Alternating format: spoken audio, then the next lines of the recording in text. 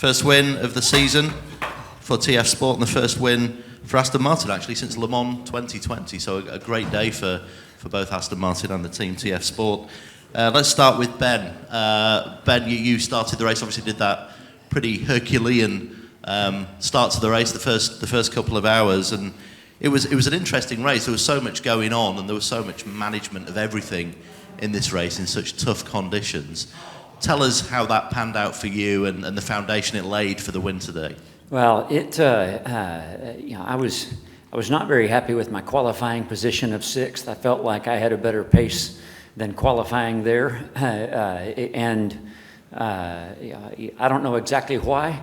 We put our race brakes on for the race, and I felt like our braking was a lot better. I felt like I had more speed today starting the race. Just our car was handling better than it did yesterday, and so kudos to the team for whatever they did to make it feel a little better for me. It's still. It's a whole lot easier to build a gap when you start up front. Starting 6th, it takes a lot of work to get around all of those cars ahead of you, and that takes some time out of you. But it was really hot out there today, and 2 hours in the car was a lot in the heat of the day. No full course yellows or safety cars or no brakes of any kind for the first 2 hours of the race, which meant I was full on it the whole time. But it's really enjoyable to have a race, win, as you said. I mean, we were extremely close at Monza. It had random contact from a P2 that ruined our chance at Monza. We had a tire blowout at I'm sorry, I said it Monza, at Spa. We were so close at Spa, so close at Monza, so close at Le Mans. It's really nice to finally get the win and be fairly close, or at least help our chances for next weekend. At least we're within spitting distance of the 83 car, so we'll see. And it's great to see some mid-race telemetry from your ticker, your heart as well. So thanks for that, showing us how tough it is out there in racing in these cars. Thanks a lot, Ben. Well done. And let's speak to Dylan Pereira, because Dylan, you're the first national from Luxembourg to win this.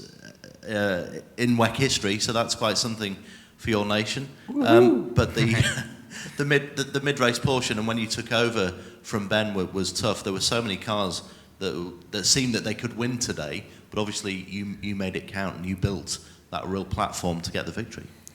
Yeah, so at beginning I just go for my first stint, and just 3-4 laps after we pitted, full course yellow came out, and I knew the other cars behind us, they were 3 laps later on the pits, so I knew they would pit straight away in the full course yellow, so we lost a lot of position there.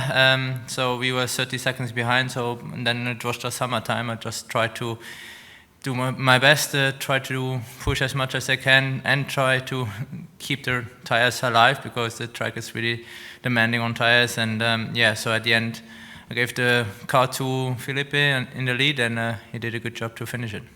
Great stuff, well done. And Felipe, let's talk about that end to the race, some exceptional pace from you and big pressure towards the end, because the Porsches came alive, and you certainly your crew will have been relaying that information, but you met it solidly with some terrific management towards the end of the race.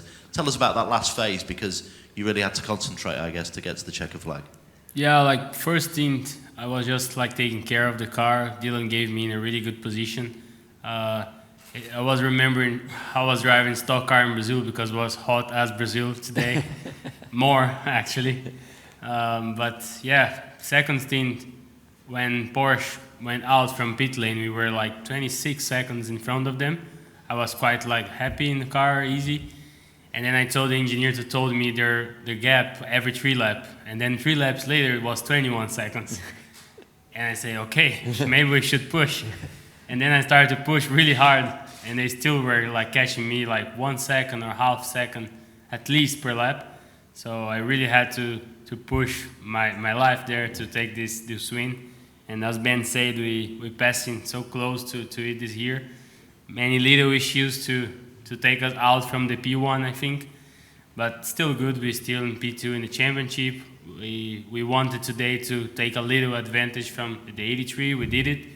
So let's try to win it again next week, and then we let it, we see what can happen for us, you know.